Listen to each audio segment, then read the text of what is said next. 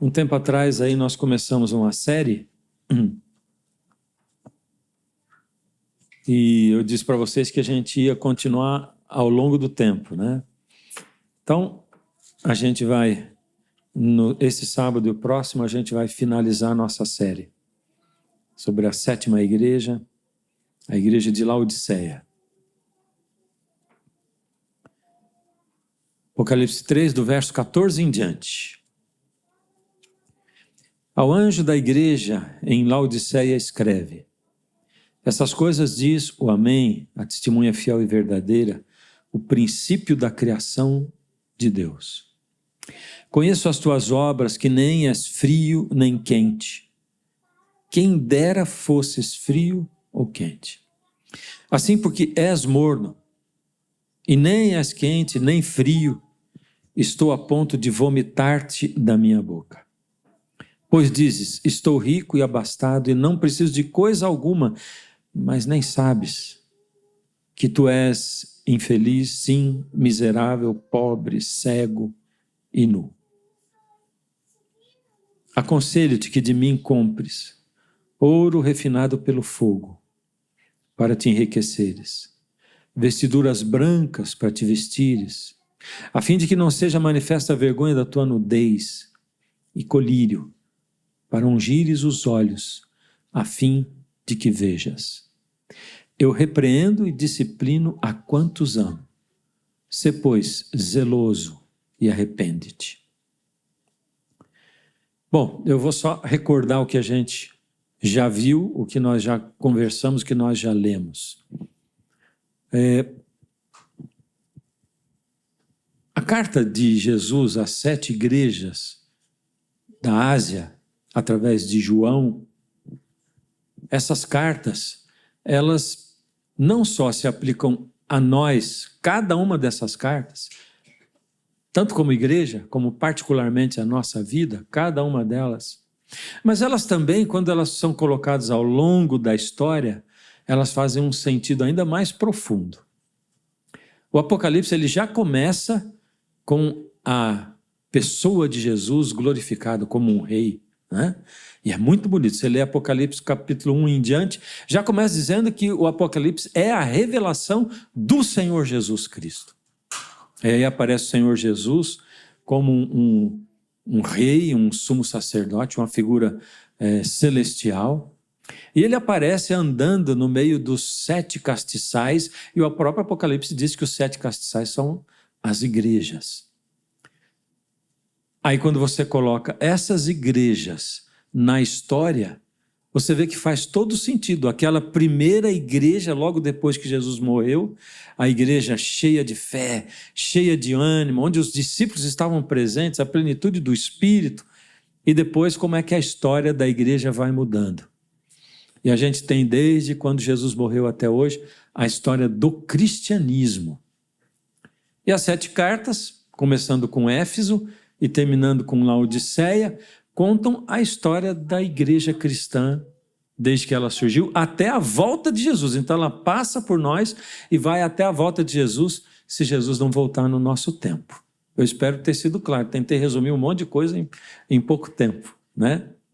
O fato é que, embora cada carta dessa se aplique a nós pessoalmente como igreja, a última carta, ela diz respeito exatamente ao período que a gente está vivendo da história. Ou seja, Jesus deu para João uma visão, escreveu cartas enviadas para cada período da sua igreja, mostrando as coisas boas da igreja e também trazendo reprovações ou disciplinando a igreja ao longo da história. E quando chega nesse tempo no qual a gente vive, que é o tempo que antecede iminentemente a volta de Jesus, Jesus tem uma mensagem específica para a gente. Por isso que quando eu preguei, eu disse assim, olha, o que você diria se eu dissesse, o que eu vou pregar hoje me foi dado pelo Senhor Jesus para eu pregar. E é exatamente isso. Porque diz assim, né? essas coisas, primeiro ele se apresenta, né? Essas coisas diz o amém, a testemunha fiel e verdadeira, o princípio da criação de Deus. São todos títulos para Jesus, títulos. Ele está dizendo, sou eu, Jesus, que estou escrevendo. Para quem eu estou escrevendo? Ele diz assim, escreve para a igreja de Laodiceia e entrega para ela através do líder da igreja, do anjo da igreja. Então, quando eu leio isso aqui na minha casa, sinto a grande responsabilidade de compartilhar com vocês. É algo que o Senhor Jesus colocou no meu coração como líder e pediu para eu passar para você. Aliás, ele deu a João, que escreveu, e a partir daí o Espírito fez todo esse processo.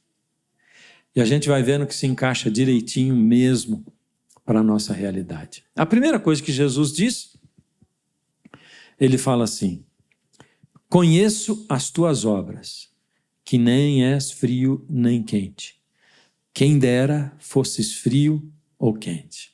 Primeira coisa que Jesus fala assim, não adianta fingir, eu te conheço, eu sei quem você é.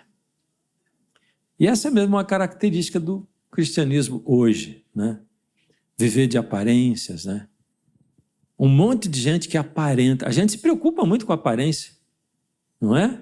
A gente tem até um termo muito interessante que é assim, cuidado com a aparência do mal.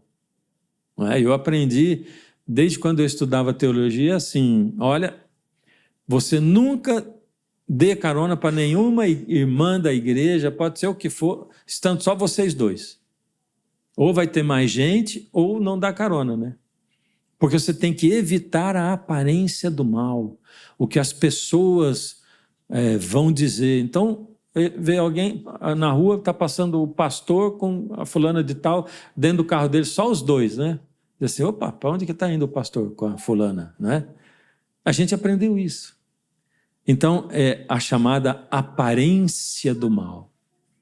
A gente deve dar atenção a isso, sim, né? A essa aparência. A gente tem que tomar cuidado, mas ninguém vive de aparências.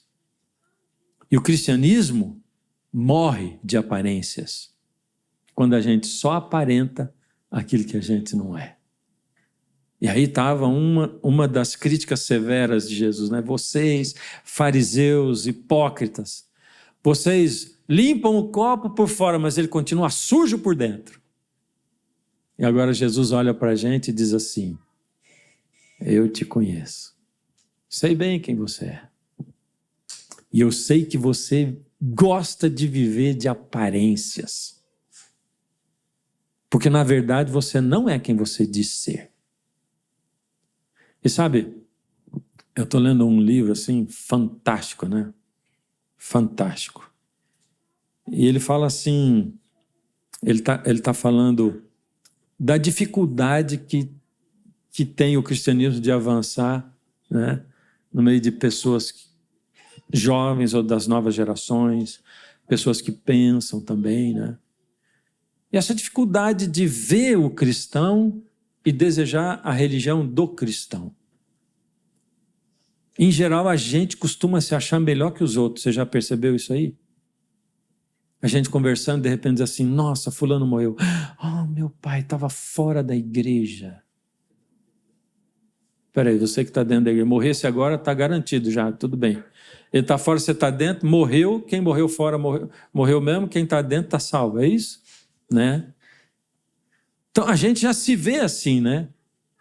A gente orava lá no antigamente, né? A gente orava assim, Senhor, nos abençoa e tal, abençoa os que estão aqui, os que não puderam vir por motivo justo. Aí nós acabamos com os que não puderam vir por motivo injusto, né? Aquele que não tinha motivo nenhum para não vir, mas não veio, diz assim, esse aí a gente nem ora por ele, né? Só vamos orar por quem não veio por motivo justo. Ou seja, eu estou aqui, faço parte de um grupo diferenciado, porque eu estou aqui dentro. Aí Jesus diz assim, olha, eu te conheço. E eu sei que você não é o que você aparenta, sabe?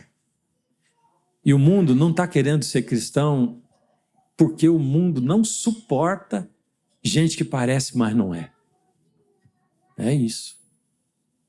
O mundo não suporta gente que parece ser algo que não é, de fato. que lá no seu fundo oculta podridão, enquanto transparece formosura, né? Aí Jesus diz assim: você não é frio e nem quente. Você é morno. Quem dera você fosse frio ou quente. E esse quem dera fosse frio ou quente, eu li um monte de livro de teologia, de comentário e tudo, e os camaradas tentam explicar, sabe? Porque não sei o que lá, que o frio isso e o frio aquilo. Mas eu não vejo uma outra coisa a não ser Jesus dizendo: quem dera você fosse frio ou quente. Jesus está dizendo que ser quente é muito bom e que ser frio, embora não preste, ainda é melhor do que ser morno. É isso que ele está dizendo. Ainda é melhor. Então ele diz assim: quem dera você fosse quente, mas já que você não é, pelo menos se você fosse frio, ainda era melhor do que você fosse morno.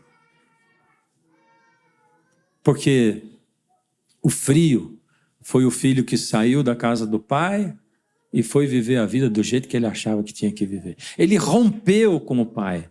Ele rompeu com a casa do pai. Ele foi embora para viver a vida dele do jeito que ele achava que devia ser. E ele rompeu e se mandou. Esse é o tal de quem a gente diz: e está fora da igreja. É ele.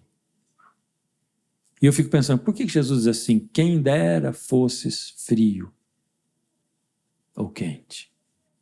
É porque o frio, ele foi, ele rompeu. E num momento da vida dele, quando ele desceu no fundo do poço, e eu vou fazer um parênteses aqui, porque o fundo do poço nem sempre é quando, igual ele, perdeu o dinheiro, perdeu, né? Estava na sarjeta. Não, porque às vezes a pessoa vai ao fundo do poço e está rica, mas ela vai ao fundo do poço emocional, ao fundo do poço espiritual, ao fundo do poço social, seja o que for. Quando chegou no fundo do poço, ele conseguiu ouvir a voz do Espírito que falava com ele o tempo todo, porque o Espírito fala com a gente o tempo todo. Com frio, com quente e com morno. Mas ele parou, caiu em si, que é o que Jesus diz, caindo em si, ouviu a voz do Espírito chamando e disse: eu achava que era livre, que era escravo, saí para ser livre. Mas hoje eu sou escravo e não consigo enxergar que eu era livre lá. Os escravos do meu pai têm pão com fartura e eu vou voltar para ser escravo dele. Então, o frio voltou. Mas o morno não saiu de casa. Aquele filho lá, sabe? Ficou lá. Não cresceu em amizade com o pai. Não conheceu o pai direito. Passou a vida inteira se sentindo um escravo do pai dele. E Jesus diz: os mornos estão dentro da igreja. Eles não estão fora. Quem está fora é o frio. O morno está dentro da igreja. Aí Jesus diz: quem dera você fosse frio ou quente. Quente é o melhor. Eu queria que você fosse quente de fato. Porque olha, o morno é mais difícil. Ele parar e dizer, cair em si, porque ele pensa que está tudo bem. Ele acha que está melhor do que o que está lá fora. Ele acha que ele é melhor do que o frio. E ele se acha quente, embora seja morno. E é exatamente isso que Jesus diz, não é? Ele diz assim: olha, conheço as tuas obras, que você não é frio e nem quente. Ai, quem dera se você fosse frio ou quente, mas você é morno, estou a ponto de vomitar você da minha boca. Sabe por quê? Porque você diz assim: eu sou rico, sou abastado, eu não sinto falta de coisa nenhuma, mas na verdade você é pobre, miserável, cego e nu. E lá no finalzinho da carta diz assim: quem tem ouvidos ouça. É surdo também. Pobre, miserável, cego, nu e surdo. Mas você acha que você está bem. Você olha para quem está fora e diz assim: estou melhor que eles, né? Olha lá, estou aqui. E como você acha que está bem, essa impressão de bem-estar faz com que você nunca caia em si. Nunca você olha para dentro e diz, não está legal, não está legal.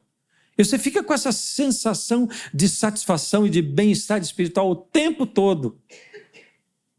E às vezes você vem para a igreja e a gente faz mais massagear essa situação e deixar você sempre se sentindo bem do jeito que está.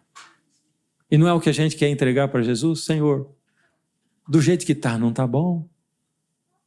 Não está legal assim? É isso que eu tenho, Senhor. Jesus aceita você como você está. Aceita ou não aceita? Aceita. Ele aceita. Mas ele aceita o frio para torná-lo em quente. E o morno também, para torná-lo em quente. Você está satisfeito com a tua situação? Está bom assim? Nunca você chegou num ponto da sua vida e disse assim, pô, mas o que eu sou? Que tipo de cristão sou eu? Que minhas orações não passam do teto, como a gente fala, eu não consigo desenvolver espiritualmente, eu estou sempre oscilando para baixo e para baixo, parece que a coisa não vai, eu falo que sou cristão, mas também não consigo dar testemunho, eu não visto a fé, não tem nada que mexe comigo, nada que me emociona, nada que me move na direção dos outros para atrair os outros para Jesus. A minha vida é isso. Isso é cristianismo? Nunca você pensou assim, não dá para continuar isso. Nunca você se indignou com você mesmo e olhou para Deus e disse assim, Deus, muda isso aqui. É o único jeito de ter uma mudança. E aí Jesus diz, para você mudar de verdade, você tem que se indignar e você precisa de 3 remédios para curar você. São 3. E aí ele diz aqui, ele fala assim, verso 18, aconselho-te que de mim compres. Guarda isso na tua cabeça, tá? Que a gente tem que comprar. E tem que comprar de quem? De Jesus. Primeiro que Jesus é o único que vende. Quanto que custa? Quando ele vende, você paga quanto? É o único que vende de graça. Entende como é que é? Aconselho-te que de mim compres. Mas a gente já sabe que a gente vai comprar dele vai ser de graça. Mas a gente tem que comprar. Mas vai ser de graça, mas tem que comprar. A gente vai entendendo melhor. Aconselho-te que de mim compres ouro provado, refinado pelo fogo, para te enriqueceres, para deixar de ser pobre. Ouro, não é qualquer ouro. É ouro refinado pelo fogo. Vestiduras brancas para te vestires, a fim de que não seja manifesta a vergonha da tua nudez. Ouro refinado pelo fogo. Vestiduras brancas. E a terceira coisa? Colírio, para ungires os olhos, a fim de que vejas. Hoje, a gente vai falar do terceiro remédio. E a semana que vem a gente fala dos outros 2. Hoje a gente vai ficar com o colírio. Colírio para os olhos, para que você possa ver.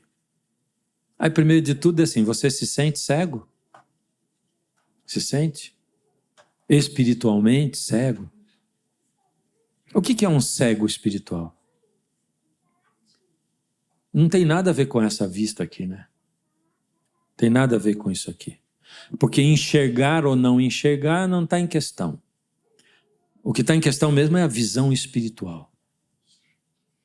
Partindo lá para o Gênesis, a gente vai perceber que quando Deus criou o ser humano, Ele criou o ser humano com visão espiritual. Porque Ele mesmo visitava o homem todos os dias, de tardezinha, quando o dia ia mudar, visitava o ser humano, não é? E conversava com o ser humano. E o homem via Deus face a face. Visão espiritual. Porque o mundo de verdade mesmo não é esse no qual a gente vive. É um mundo espiritual. O que a gente vive aqui é uma deturpação do mundo espiritual. E essa deturpação aconteceu no pecado. Você lembra que a serpente disse assim para Adão e Eva? Vocês Deus falou para não comer do fruto, porque Ele sabe que no dia que vocês comerem, os olhos de vocês vão se abrir e vocês vão ser conhecedores do bem e do mal. Mentira com verdade, né?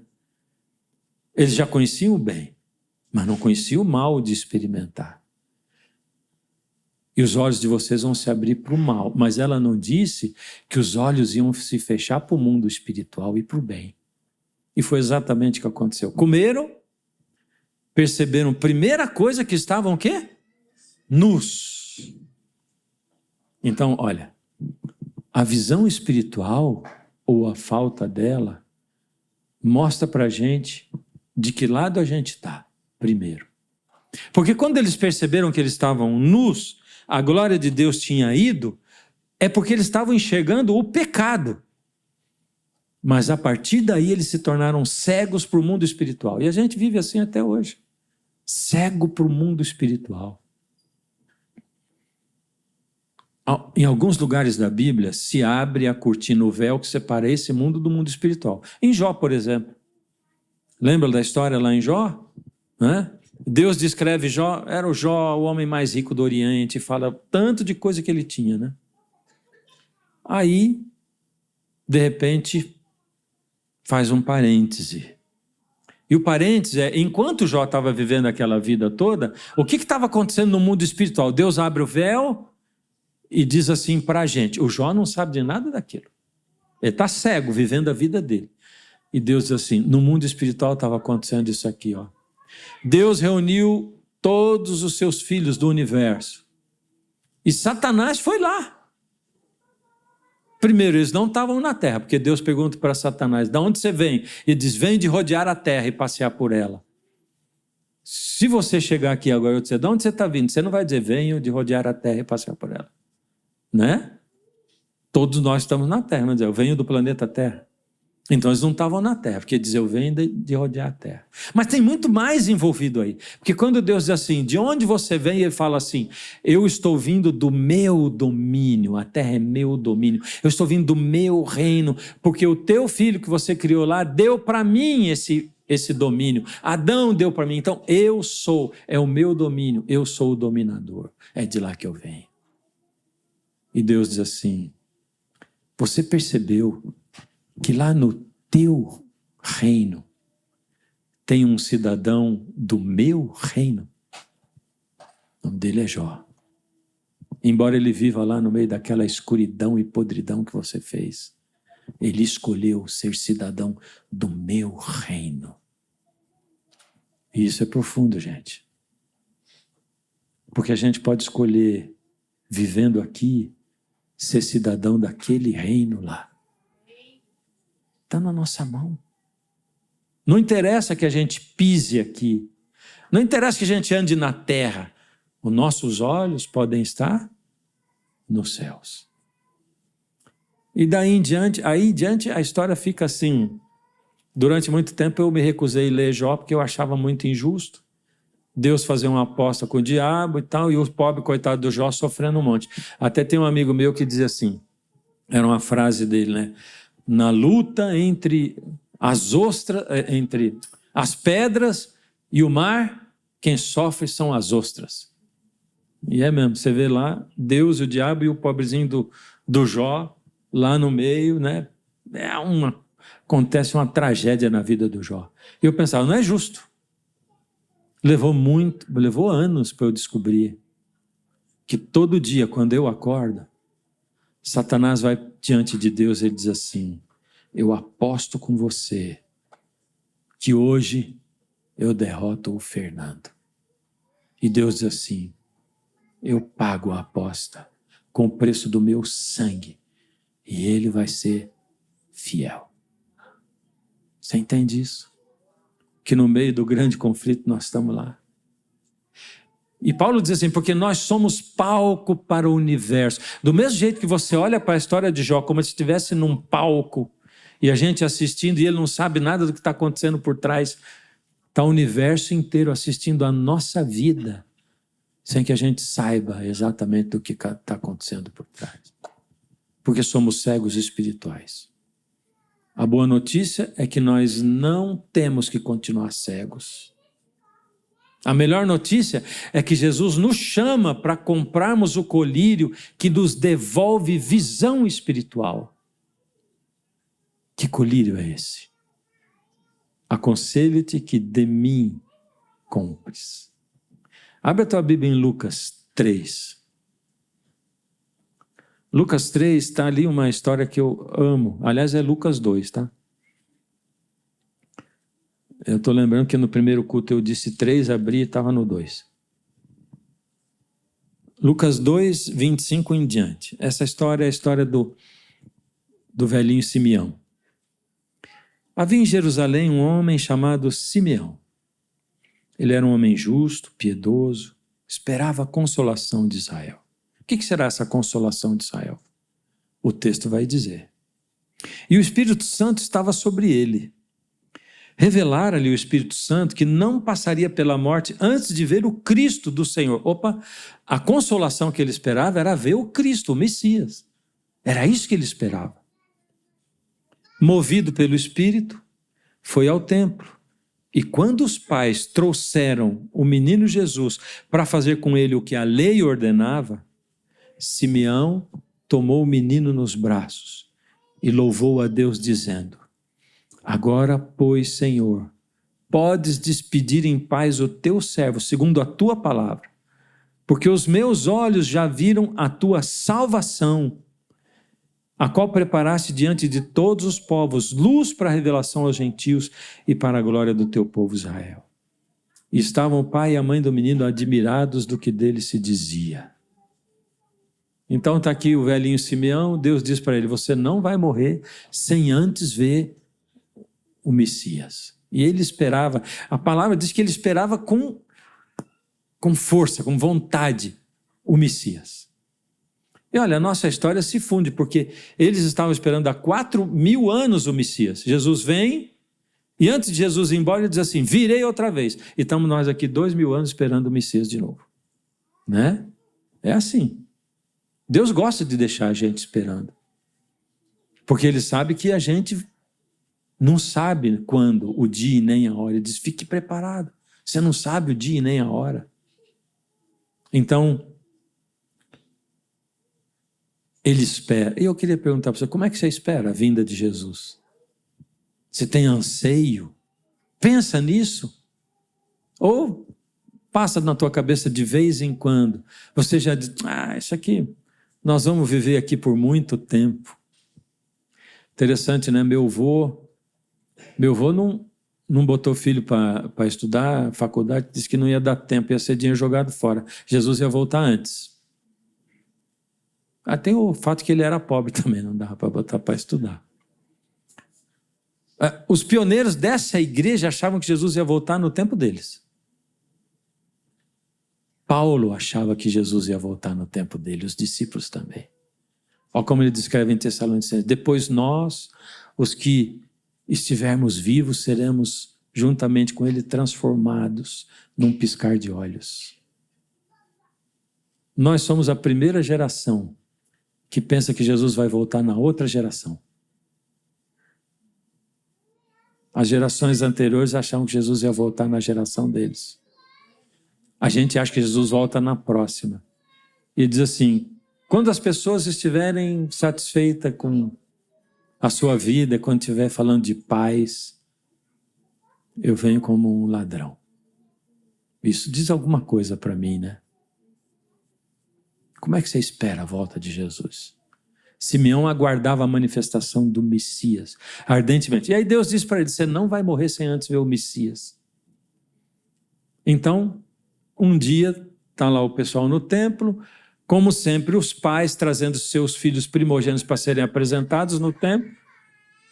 Aquela coisa repetitiva de sempre, né? Entravam, aí dava para o sacerdote, aí o sacerdote apresentava o bebê, dizia as palavras de apresentação, e depois de dizer as palavras de apresentação, devolvia para o pai e para a mãe, e vinha o próximo bebê. E assim, repetitivamente. E o outro bebê, e o outro bebê, e o outro bebê. Mas naquele dia, de repente, entra José e Maria com o bebezinho Jesus, que para aquelas pessoas representava nada, porque eles eram a ralé. Trazem para o sacerdote faz aquela coisa mecânica, dá o bebê para a mãe, eles assinam o livro do primogênito. Quando eles vão sair, ali está o Simeão. E o Simeão enxergou aquela cena de um jeito totalmente diferente. Porque enquanto os outros viram uma coisa corriqueira acontecendo, o Simeão teve visão espiritual. Então ele pegou aquele bebezinho desse tamanho, ergueu. Eu imagino a mão dele tremendo e os olhos mareados de água. Senhor, agora o Senhor pode despedir em paz o teu servo, porque os meus olhos viram a consolação de Israel. O que fez a diferença entre a visão de Simeão e dos outros que estavam lá? O que fez a diferença?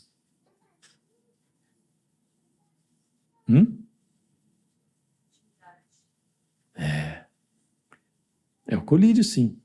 E o que é esse colírio? O texto diz, verso 1, havia em Jerusalém, verso 25. Havia em Jerusalém um homem chamado Simeão, o fim do verso diz assim, e o Espírito Santo estava sobre ele. Verso 26, revelara-lhe o Espírito Santo que não passaria pela morte antes de ver o Cristo. O Espírito Santo. Verso 27, movido pelo Espírito Santo foi ao templo. O que é o colírio mesmo? É o Espírito Santo, que me dá visão espiritual e que faz com que eu enxergue espiritualmente. Sabe por que a gente nasce? Quando a gente nasce no mundo, a gente nasce cego. Como ficaram Adão e Eva, né? Mas quando a gente nasce no reino de Deus, quando você entrega o coração para Jesus, e quando você começa o processo, e aí quando você se batiza, como um bebezinho que vai desenvolvendo o seu olhar, você já viu um recém-nascido? Em geral, ele não fixa os olhos em nada, mas de repente, vai ficando mais velho, fixa os olhos. E de repente os olhos dele viram curiosos, e a coisa é assim. Vai desenvolvendo. Espiritualmente é a mesma coisa, quando você nasce no reino de Deus, os teus olhos espirituais começam a desenvolver, e você vai começando a perceber as intervenções de Deus espirituais aqui na terra. E Paulo diz assim, porque nós não olhamos para as coisas que vemos, mas para as coisas que nós não vemos. Porque o que nós vemos dura pouco, mas o que nós não vemos é eterno. Eterno. E para eu ver o que eu não vejo, é só com o colírio do Espírito Santo. Só assim. Porque a gente vai vivendo a vida, né? E a vida não é fácil. Isso é um mundo de escuridão, de trevas espirituais. Ninguém tem dúvida. É só olhar para como as pessoas agem. É só olhar como as pessoas se tratam umas às outras. É só olhar que partidos políticos são capazes de separar pessoas. E quer uma coisa pior do que essa? Religiões são capazes de separar pessoas. E religiosos são capazes de separar pessoas. Famílias. É triste, não é? Porque Jesus veio para ajuntar os que eram dele. E aí é duro viver cego nessa terra aqui, sabe? É duro. Não saber para onde está indo, o que está acontecendo. Não entender como é que Deus está dirigindo a coisa. Ou se Ele está dirigindo, ou se Ele não está dirigindo. Porque nós fazemos as expectativas para a nossa vida, né? Planejamos isso ou aquilo, planejamos nossa carreira, planejamos o... Eu me lembro quando eu comecei a namorar a Maricel, a gente tinha 16 anos, 15 para 16, e um dia, logo quando a gente começou a namorar, a gente estava planejando casar já, com 16 anos. E um dia nós tomamos um tempão lá, uma tarde toda, desenhando a planta da nossa casa. Como é que ia ser. E, olha, primeiro que levou, daquela época para cá, uns 47 anos, para conseguir construir a primeira casa e última. É financiada pela Caixa. Não falem para ninguém, mas estou pensando em dar o cano na Caixa Econômica, porque Jesus volta antes e eu não vou ter que pagar o resto.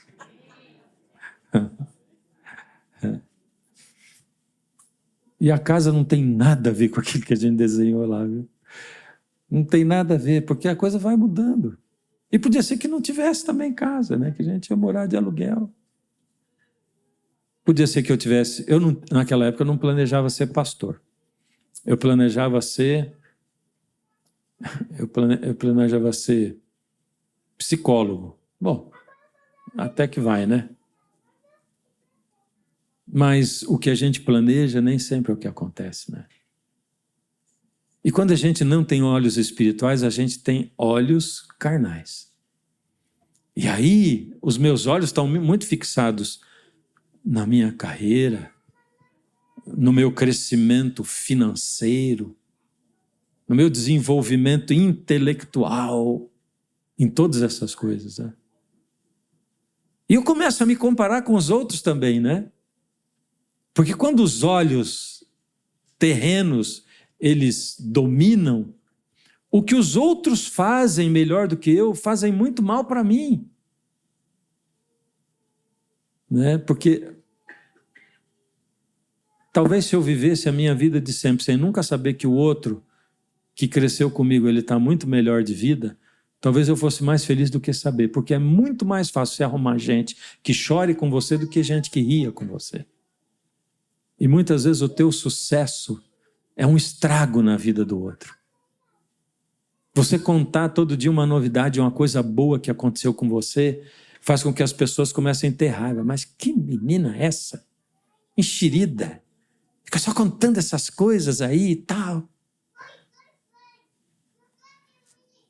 E às vezes o sucesso dos outros incomoda demais a gente. E a gente se torna frustrado, né? Quando a gente entrega a vida para Jesus, ele diz assim, entrega o teu caminho ao Senhor, confia nele e o mais ele fará. Isso quer dizer que você aceitou subir no barquinho que Jesus está conduzindo.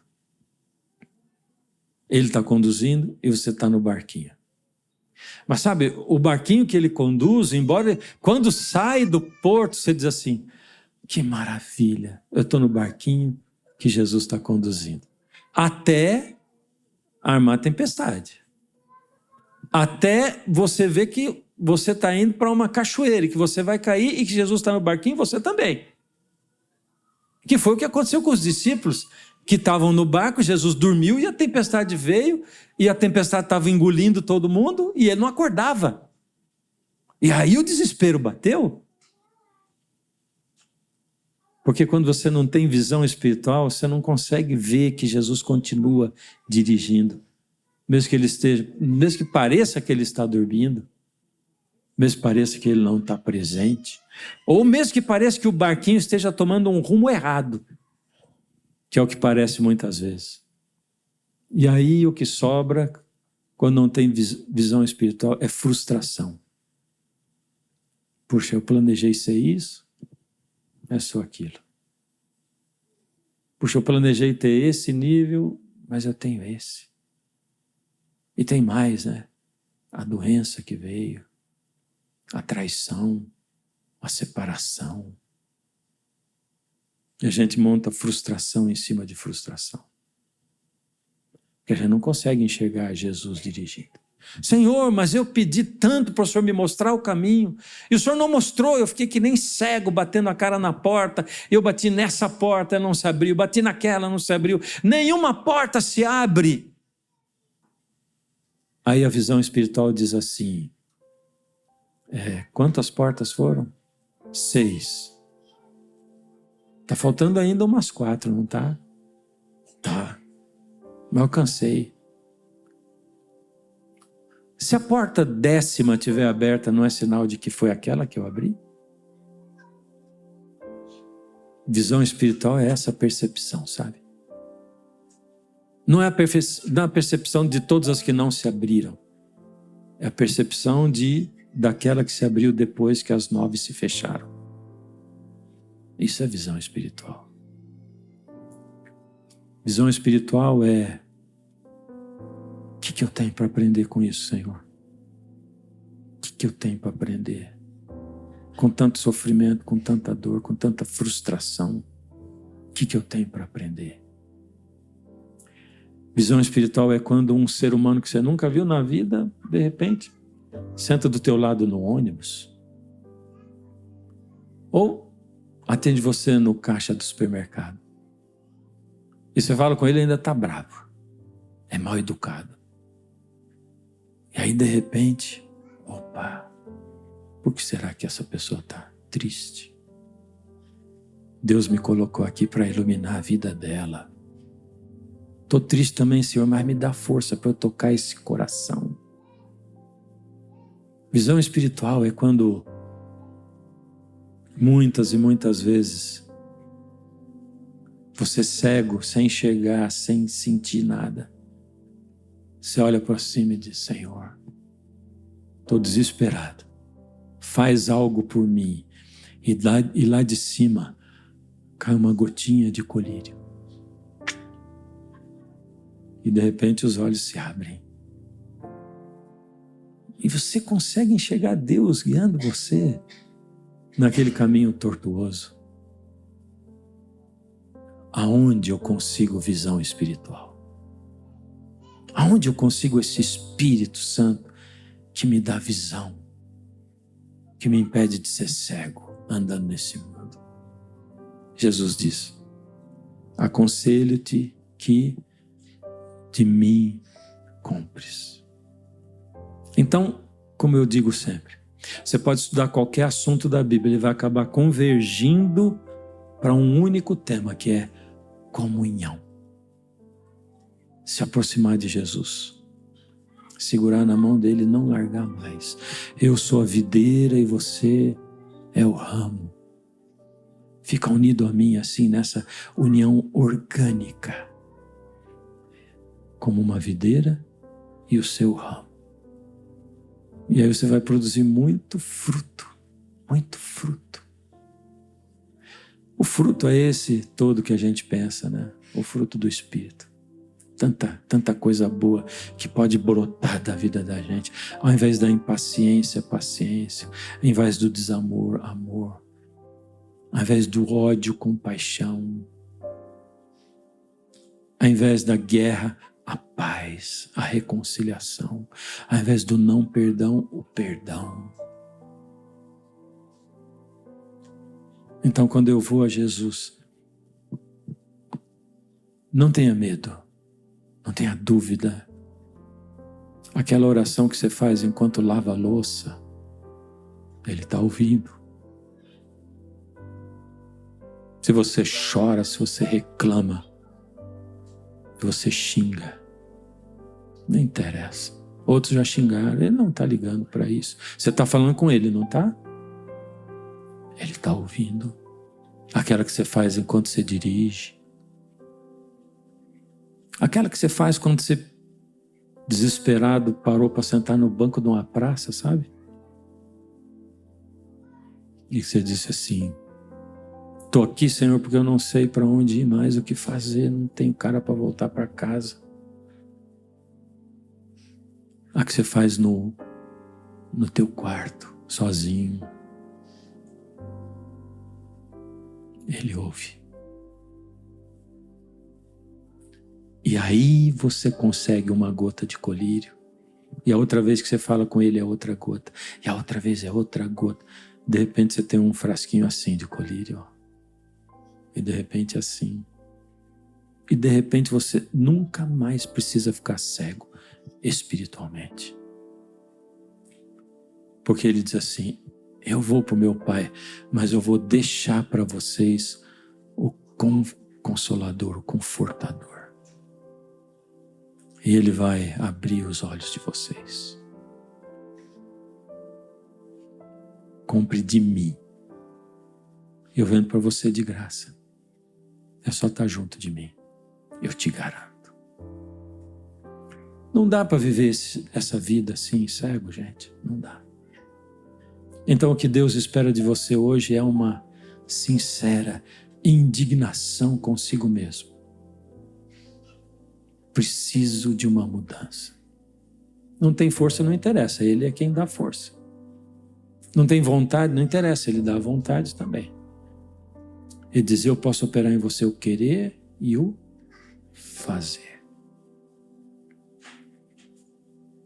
Aconselho-te. Compre de mim.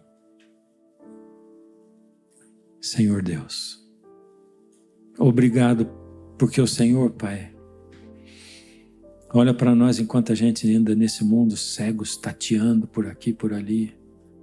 O Senhor nos alcança. O Senhor nos chama, nos repreende. O Senhor diz na palavra, eu repreendo a todos quantos amo. O Senhor se inclina para ouvir quando a gente fala com o Senhor. E o Senhor nos oferece esse colírio do Espírito. O Senhor diz, se um pai está disposto a dar pão para um filho, quanto mais o Pai Celestial dará o Espírito àqueles que o pedem. Portanto, batei e abri-se-vos-á, buscai e achareis. Nos ajuda, Senhor. Abre os nossos olhos e nos renova cada dia com um novo batismo do Teu Espírito, em nome de Jesus. Amém. Amém. Até a semana que vem. Deus abençoe.